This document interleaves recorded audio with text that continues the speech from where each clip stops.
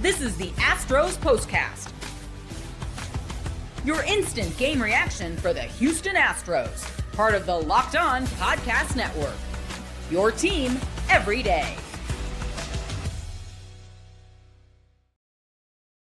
And all your Houston Astros like to do is win baseball games, and they do it again tonight, and they do it with some history being made for Jose Altuve on a night where Hunter Brown got through the high-altitude issues that a pitcher typically has. A fun night for the Astros as they take down the Colorado Rockies, a team that they absolutely should beat. They do it again tonight, 5-3 the final, and pick up win number 52 of the regular season. Hello and welcome tonight to the Locked On Astros Postcast. I am your host, Michael Connor. Thank you for joining us. We're live after every single game. Tomorrow, I will give you a heads up just because it's at a funky time of the day. About 98% sure I will not be able to get back in time to do it when it ends on time. So I'll let you guys know for tomorrow's game as soon as I can. It's just a funky time because it's 2 o'clock. And yeah, it's the downside of having day games in the middle of the week. I got stuff going on tomorrow. It is what it is. The Astros tonight, though, winners. Before we get into all of it, the show tonight is brought to you by Monarch Money. Take control of your finances with Monarch Money. Use code LOCKEDONMLB at monarchmoney.com for 50% off your first year. So what is the number one thing when you leave this baseball game tonight for the Astros getting the victory that you are talking about? This is what you'll be talking about. First and foremost, it's that the Astros just can't quit winning. That's what they've been doing a lot of, which is a great thing. Last I looked, I'll pull it up here on my phone as we're doing this show live on the Locked On Astros YouTube page. Of course, this show is also available anywhere that you get your podcast. Go and search for Locked On Astros. It's available for free. It's uploaded soon after the show ends live, and it's there every single day. The good news in the West tonight, at the moment as we're doing this, the Mariners are losing. Astros could be gaining another game on Seattle tonight. You know, it's going to be interesting to see what happens there. But the Astros just keep taking care of their business. That's the most important thing. The next thing out of this baseball game that you're going to talk about, of course, is, Jose Altuve.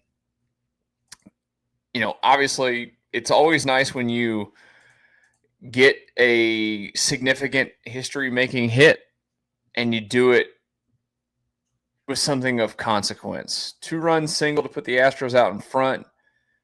Moves him into second place all-time in Astros history and hits 2,315. Only Craig Biggio is ahead of Altuve now with, was it like 3,000? I used to know this number off the top of my head. I'm sorry, I hit my microphone. I think it's like 3,060-something hits for Craig Biggio. That's it in front of Jose Altuve. You know, it's not been the 3,060 on the nose for Craig Biggio. It has not been the best of seasons for Jose Altuve. We've talked about it a lot. You know, is this going to be the first signs of aging and slowing down? It happens to every single player. It is inevitable. You are not... Unless you are playing the quarterback position in football, you are unlikely to play it at a very high level into your 40s.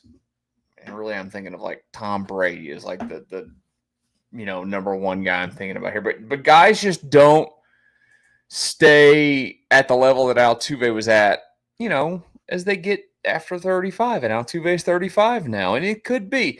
I'm not trying to, down him or anything. It's just not been his best of seasons. He's not been horrific.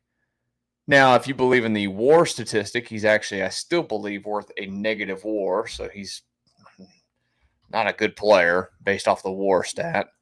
I'm not the biggest lover of the WAR stat, but yeah, he's still a negative WAR on the season, even with tonight.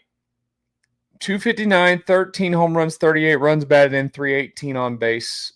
But he's got an above-average OPS, which is fine, 731. A lot of the WAR gets driven from defensive metrics, too.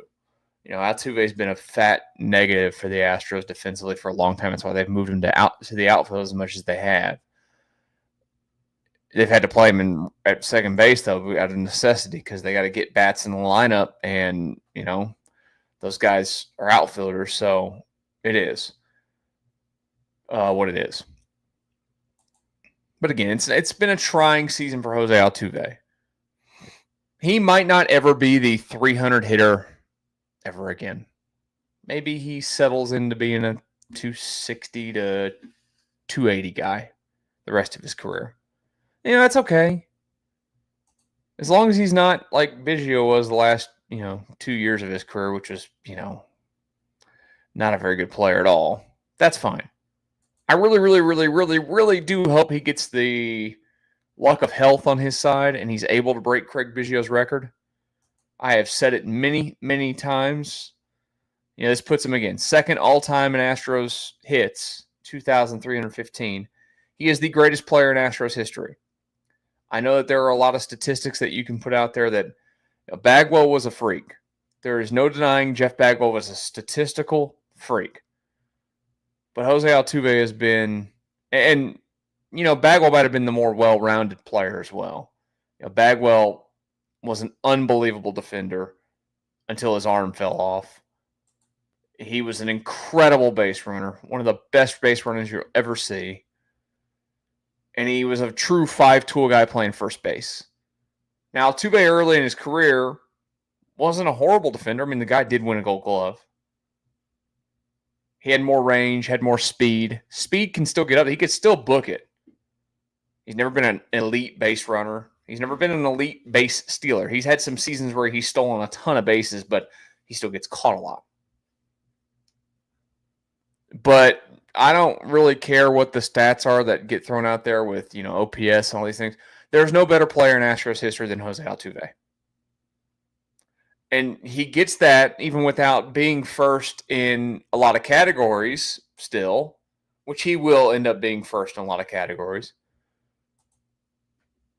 He gets that because he stands on what he's done in the postseason.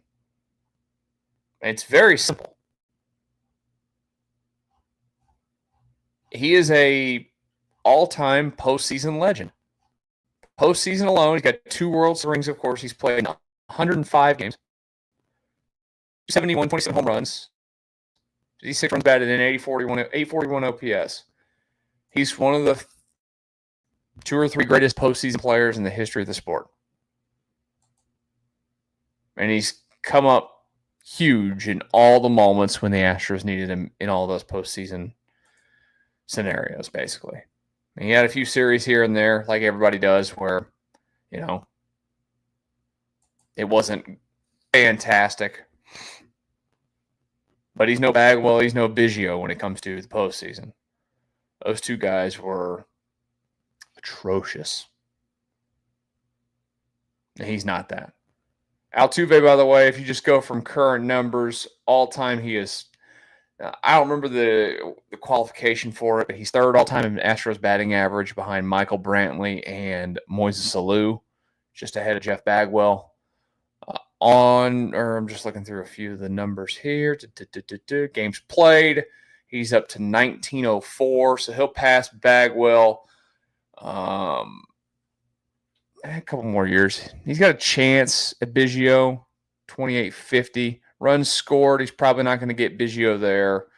He's like 700 behind. Doubt he gets there. Hits he can definitely get. Plate appearances, it'll be tough. He's going to end up 1 or 2 in most statistical categories. He's going to pass Bagwell eventually in doubles. He'll be 2nd all-time in doubles.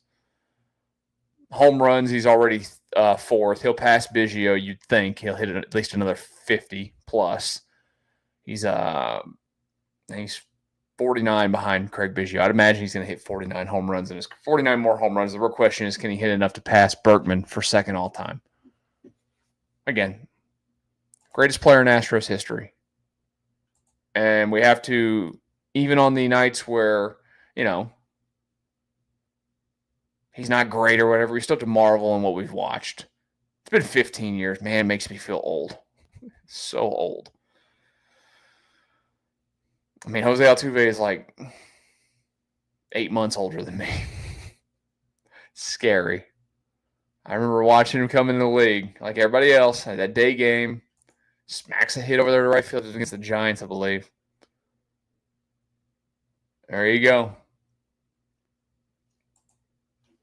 Now here he is, second all-time in Astros hits. Take a bow, sir. Enjoy. Let's talk Hunter Brown. Let's get through his start tonight. And let's talk about going for the sweep tomorrow next year on the Locked On Astros Postcast. Real quick before I do. Excuse me, if you're watching live or later on, I had to sneeze. I'm just going to give you a warning. I might have another one coming. Before we get back to the Astros discussion, though, let me tell you about Supply House. Get the supplies you need, from the site made for the skilled trade, Supply House. Whether you're in plumbing, HVAC, or electrical work, Supply House is the reliable way to order products online. Their easy-to-use website is packed with helpful resources and latest product info to help you get the job done right. Plus, with a complete inventory of over 200,000 parts from 400-plus top brands, you'll find exactly what you need, delivered fast from coast to coast. Need help with an order? Supply House offers expert support and industry-leading service, so you'll always talk to a real person.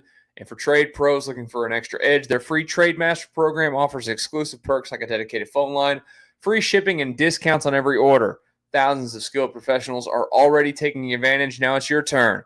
Join the Trade Master program today at supplyhouse.com/TM and start ordering plumbing, HVAC, and electrical supplies with just a few clicks. Plus, use promo code SH5 for 5% off your first order. That's supplyhouse.com. One more message before we get back to our Astros discussion. You ever wish that managing your money felt easier? Yeah, I bet you do. Monarch Money, it can. Whether you're growing your savings or planning for a big purchase, Monarch puts you in the driver's seat. It's like having your own personal CFO, giving you full visibility and control over your finances. Monarch Money is more than a budgeting app. It's a complete financial command center. You can track all of your accounts, investments, and spending in one place. So in addition to managing your money, you're also building wealth. I think it's really cool. It gets all those accounts in one place, like I mentioned. With your significant other, like it does for my wife and I, we have the ability to look at all the accounts and figure out what we got going on. I love it. Take control of your finances with Monarch Money. Use code LOCKEDONMLB at monarchmoney.com. 50% off your first year. That's monarchmoney.com. Code LOCKEDONMLB for half off your first year.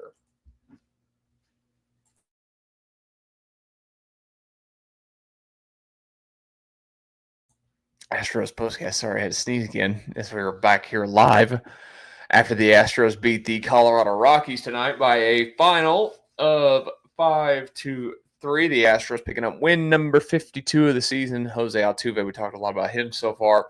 He is now second all-time in Astros hits, 2,315, passing Jeff Bagwell tonight. And like I mentioned, helping his team get a win. 2-run single, putting the Astros out in front as they are 2 wins away from being 20 games over 500. Now, obviously, the road's going to get a little bit tougher after today. Astros keep dealing with injuries, too, by the way. They had another one today. Now, I know he's not a consequence overall, but Guillorme goes on the injured list. Zach Short called up. So there's that. But let's talk about Hunter Brown now. Hunter Brown tonight, solid outing. 6 innings, 2 runs. ERA has to go up a little bit. Darn. 6 hits, 8 strikeouts, 1 walk. I thought, and look, this is kind of the thing that you always look for with these guys. The best of the best figure it out.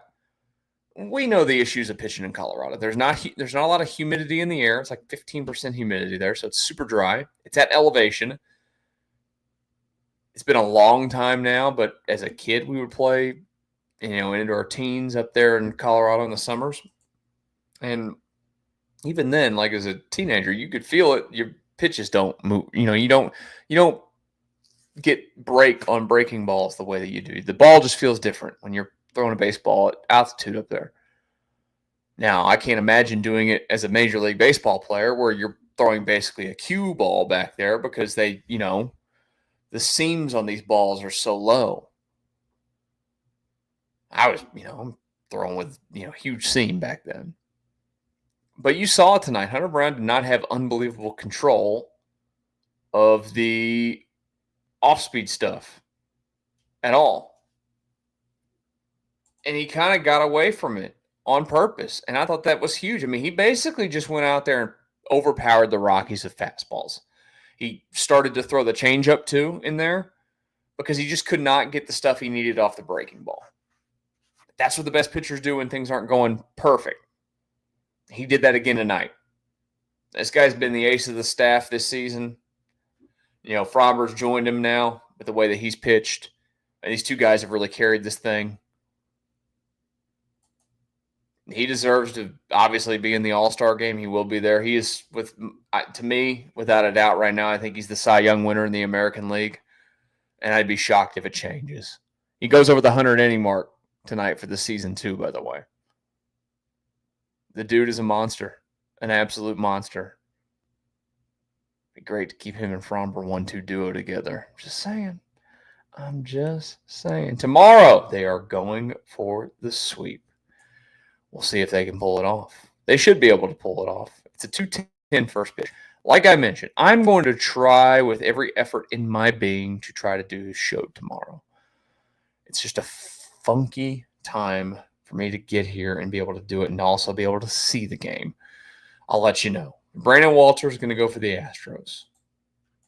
See if he can, command his stuff up there. He's going up against Kyle Freeland. And if you've not seen what Kyle Freeland's numbers look like this year, let me just tell you this. The ERA is close to 6, and he's got 9 losses on the year. The Astros better sweep. They better sweep. Hope you guys have a great rest of your Wednesday night. We'll talk either Thursday or Friday on the Locked On Astros Postcast.